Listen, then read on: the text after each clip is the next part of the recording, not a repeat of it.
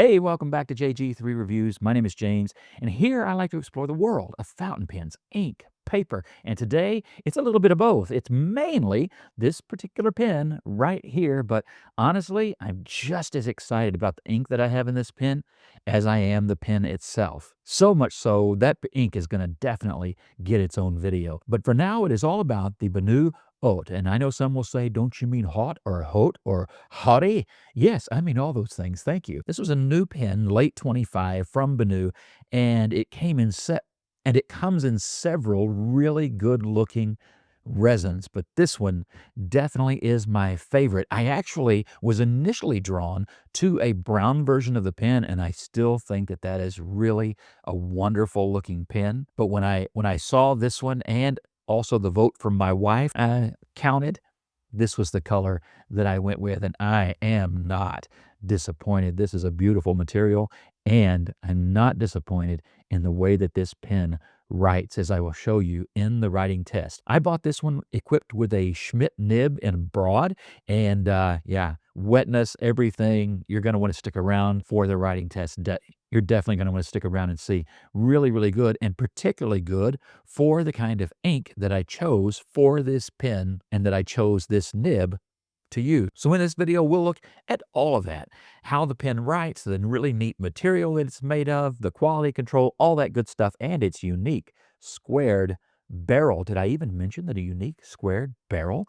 That was one of the things that drew me to this pen as well. I had wanted for a long time a Waterman Exception. I think that's just a beautiful pen. However, I couldn't figure out, other than the fact that it's hip to be square, why it should be so much more than the Expert, which is an excellent Waterman pen, but the Exception is, well, it's exceptionally high for what I felt that I was going to get. This pen, however, comes in underneath that Waterman Exception and has, I think, a lot more bang for the buck. So, why do I think that? I will share that with you. We'll look at what I like and what I don't like and all that good stuff. So stick around as we give that camera a spin and zoom in on the Benu Haute. Okay, here is the Benu Haute, and look at what a nice design this is. You can see, as I turn that, the beveled edges at the corners of the squared body and cap, and you can see just how well aligned those are. They've really done such a nice job in the turning of the pen, the beveled edges, the polishing of the material when done. This is really a great looking pen, and they've really done their work. You can see that there is a bit of a mix of materials. So the main body of the cap and the barrel are of the same acrylic, and just look at that. What you're seeing is, of course, the reflective materials, those flecks in there that Benu is known for. Now, they haven't used quite as much in this pen of those larger chunks and shinier chunks as they did, for example, in the Milky Way Briolette that I reviewed not that long ago. And so if you think that one has too much, this is a great acrylic for you. Instead, what you have is a mix of light and dark materials with very, very, very fine reflective material that gives it really another take on sort of a Milky Way galaxy look. Now, that's not the theme here. This particular acrylic is actually called Grace. And, you know, as a minister, how could I not go with that one, right? Grace is kind of a big deal for me. You have then this secondary material, which you see at the edge of the cap here, that has larger pieces, a little bit more transparency, and so it just gives a really neat look. You also had that here in the finial, and there's a round polished finial at the top, and the piece that they have used here at the bottom of the barrel, or I guess it really is at the top of the barrel, even though it's the bottom of the pen. How does that work? Anywho, I think that looks really, really good, and it gives it a little bit of variation of materials as you look over the pen. Now, you also have a stainless steel clip, and it is spring-loaded, works really well, holds well, but also is an easy one to take on and off because of the tension of the spring. Then you have the metal ring, which looks really good and is really well shaped to the squared cap and to the bevels here at the corners. Just really a great look. And no, being a square pen does not make it write any differently. It doesn't even really make it feel all that different in the hand and change the writing experience. but it is an attractive pen. It just has such a neat look to it. Also makes it very stable when you set it on the desk. There's no need for a pen rest, and that makes it kind of nice as well. You will notice there is, of course, the standard Art Deco Benu writing for the brand name, and then that is all that is on the cap. All right, now that brings us to the grip section, and that grip section, you'll notice, has tapers down toward the nib. You can see that's that clearer material that I was talking about that is kind of the secondary material, and so you can see those larger flecks. You can see the steel nib inside. The grip is nice and comfortable. I find this to be a pen that provides a great writing experience. Nice balance, good grip. Those threads are nicely done and are not in the way. The step down, even with the squared off corners, not a thing at all, not a big deal. There is a trim ring there between the barrel and the grip section. And the nib, of course, is a Schmidt nib, and you will notice that this one is, again, a broad. If the tipping material didn't tip you off, no pun intended, then there is that great big cursive B in the midst of Schmidt's typical scrolling. Looks really nice. I like how they do their nibs, and I love that the size of the nib is well indicated on their nibs. This is a number 6, and I think that's the right proportion for this pen. Then, of course, you have a fairly typical plastic feed. That feed does do its job well, as we'll see in the speed test. This is a twist cap, and it comes off in 1, 2, right at 2. So 2 twists. I don't find that to be too bad. And, of course, you get back to that section and that nib. When you take off the barrel, that'll take a lot more turns, and that's good because that's just leak prevention, right? And then you will find the provided Schmidt converter, and you can see the shimmering material in this ink. This is a shimmering ink. It's also a sheening ink and a vibrant ink. And I think you're going to like that when we get a closer look here in a second. But it does come with a converter that is standard, international, and of course, it uses standard international longs and shorts. Like I said, just a fantastic looking pen. Lots of things to distract you while you're trying to get your work done. All right, for our size comparison today, first the Haute does not want to sit in my pen rest because it's a square peg in a round hole. Just wasn't going to work. It didn't want to sit there, but it'll sit on the desk just fine. So hey, bonus, you get an extra pen for your size comparison today. So this, of course, is the Benu Haute that we're looking at today, and then you have the Hongdian N11, another pen with an interesting look and a lot of design. This is a diamond faceted aluminum pen that is anodized and really has a terrific extra fine nib. I like that pen, and if you're on a budget, boy, you get a lot of bang for the buck for that one. Then we have another Benu, and this is the Benu Astrogem, another beautiful pen by them and an interesting material. And this pen, you talk about facets and edges and all those kinds of things. It is a complicated design, and they did a great job on that one. Then we get to the Leonardo Momento Zero Grande, another pen with a terrific material, lots of color variation and depth and all of that good stuff.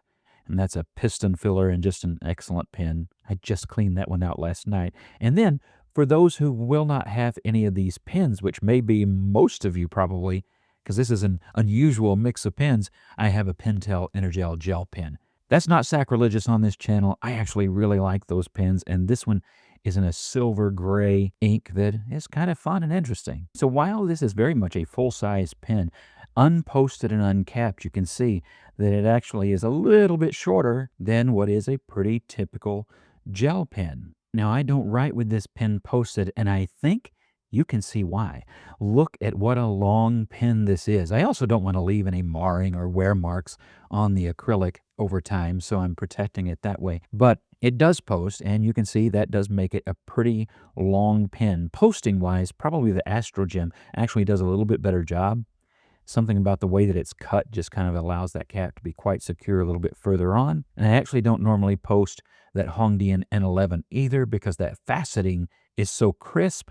I'm concerned that it might wear on the plastic inner liner of the cap more than I would want it to do. And then, of course, my Energel, I've just never found a reason to post that one at all, so I generally write with it unposted. All right, that's enough yip-yap about all of that. Let's get right into the writing of this pen. And as I said, this is such a comfortable pen to write with. You can see it's plenty large, unposted, for most hands, and it's just well balanced. It is such a cool material. It's hard to take your eyes off the pen and get them back to the paper, but that's kind of a fun thing about fountain pens anyway, isn't it?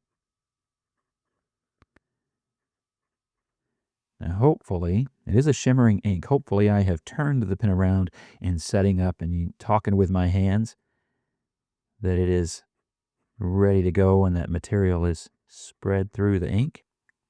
I do find that it settles quickly inside the bottle.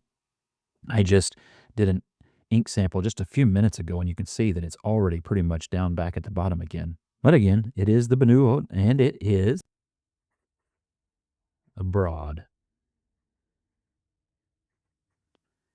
And it is not a dry writer. Take a look at that. Really, really nice ink, and I like the base blue. So even when you're doing a wetness test and you pretty much mess up all of the shimmering ink and any sheen that it was going to develop, you get such a nice vibrant blue. So they started in the right place. Diamine makes some really great inks.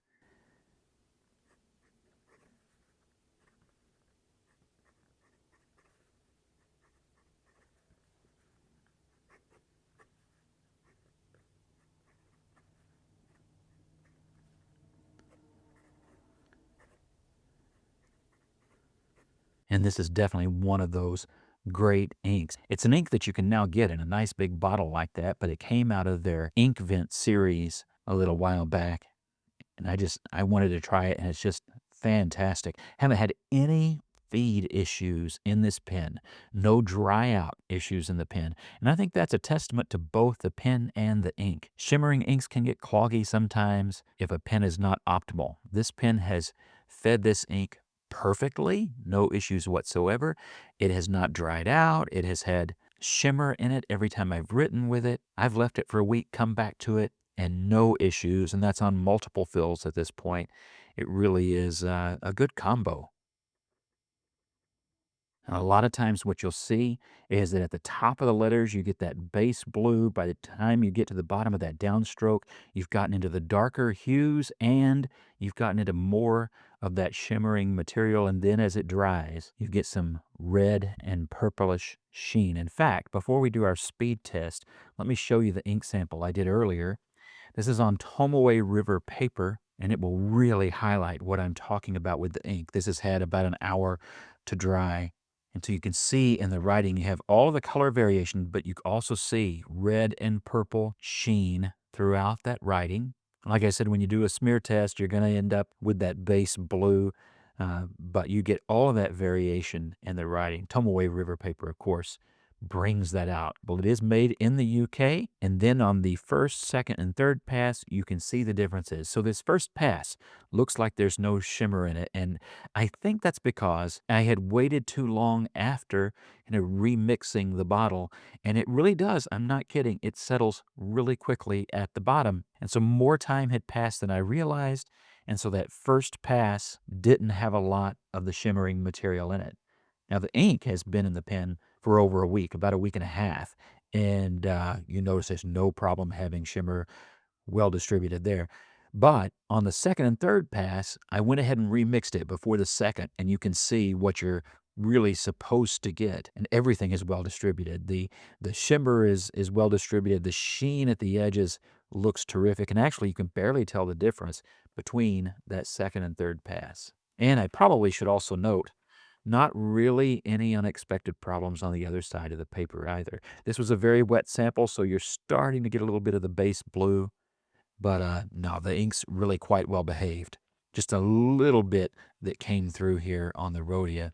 But I've written with it on a lot of papers, and on most papers it's fine. In a cheap spiral, I did get just a little bit of bleed through, but performance was great.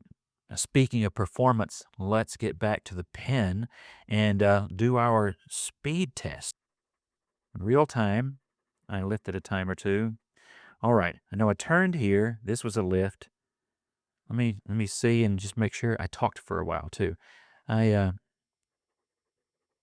Yeah, I lifted there again. So James is having a lift problem today and a little bit of a turn problem, but the pen has not given me any real problems. Might have been a little dry here at the beginning where you see this. because I had the cap off for quite a long time. But the pen has performed flawlessly for me over a period of a few months. Again, I bought this pen in November. It is now February. So that kind of gives you an idea of the window. And I've used it pretty consistently that entire time, at the most leaving it alone for a week and not having a problem when I've done that. I did clean it in between inkings, one of those refills, just out of curiosity to know how the pen was performing and whether cleaning was going to be an issue. It cleaned very easily with this ink, which again is about both the pen and the ink. So any other shimmering ink, your mileage may vary, and any other nib size, your mileage may vary. But with the Broad and with this ink, it has been great. When I invest this much in a pen, which for me is a lot. For some of you, it's not that big a deal, but for me, it's a lot. I want it to really be a great experience, and if it's not, boy, am I disappointed. But that is just not the case.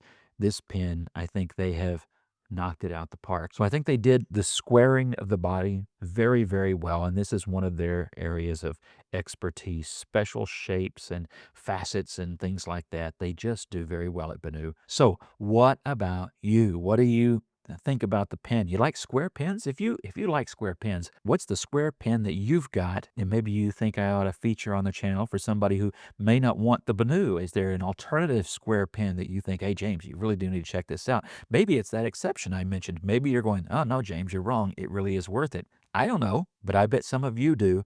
Mention that in the comments below. And of course, I always like to ask this question. If you're going to get this pen or you have this pen, what acrylic was it that caught your eye? What do you think? What would be your pick? And with that, God bless you. I hope you have a wonderful week. I thank you for watching, subscribing, for joining the channel and becoming a supporter of the channel in that way. So thank you, thank you, thank you. I'll see you in the comments below and in the next video.